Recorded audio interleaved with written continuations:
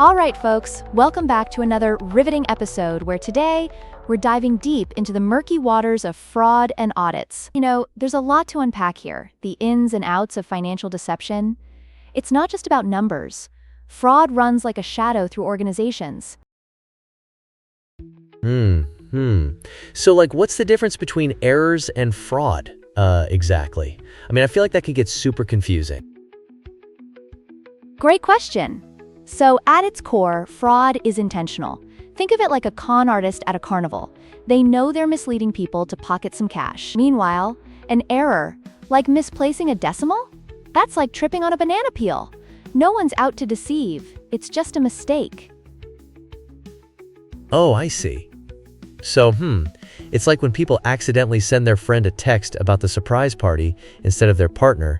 That's an error. But if someone pretends to be a caterer and doesn't show up, that's, whoa, fraud. Exactly. Now, when we look at the definition of fraud according to auditing standards, it's all about intentional acts by individuals that involve deception to gain an unjust advantage. Imagine a chess game where one player is using sleight of hand to hide their moves from the opponent. Whoa, that's sneaky. But what about those fraud risk factors? How do we know when fraud is brewing? Excellent point. There are signs or risk factors we can watch for. Economic pressures play a big role. Picture an employee under pressure to meet unrealistic financial targets, like trying to juggle fire while riding a unicycle. It's no wonder some might think, well, if I just tweak these numbers a bit.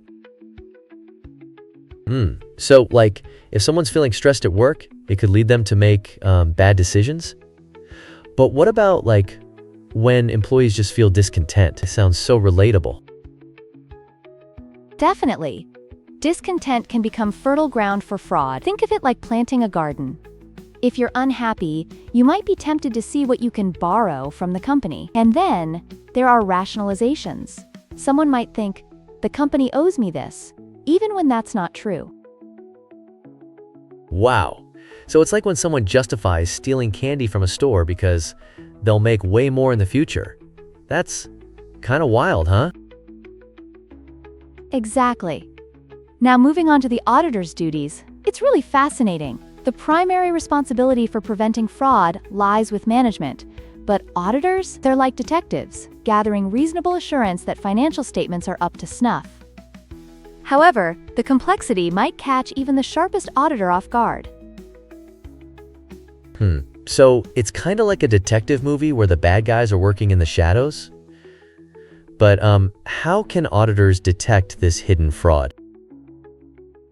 Right. They need to be super vigilant. Think about it. If the perpetration is sophisticated or if there's collusion, it's like a well-rehearsed magic trick. You've got to know the tricks of the trade to spot what's really going on. Oh, man. And what happens if an auditor discovers fraud? Do they just, pack up and leave? Great follow-up. If fraud is found, the auditor's role shifts. They might need to withdraw from the engagement. It's crucial for them to report it to the right governance bodies, like sounding the alarm. You're not just walking away, you're ensuring proper protocols are followed, much like calling the fire department when you smell smoke. Wow, that sounds intense. So, what do you think the real impact of fraud is on a business? It could be catastrophic, right? Absolutely. It's not just about the immediate loss. Fraud can erode trust, ruin reputations, and cost money. It's a domino effect. You've got to stay ahead and maintain strong internal controls. The auditor has to be sharp, asking tough questions and spotting those risk factors. That's such a heavy responsibility. But what's the takeaway for, the average listener? How can we protect ourselves? Keep your eyes wide open.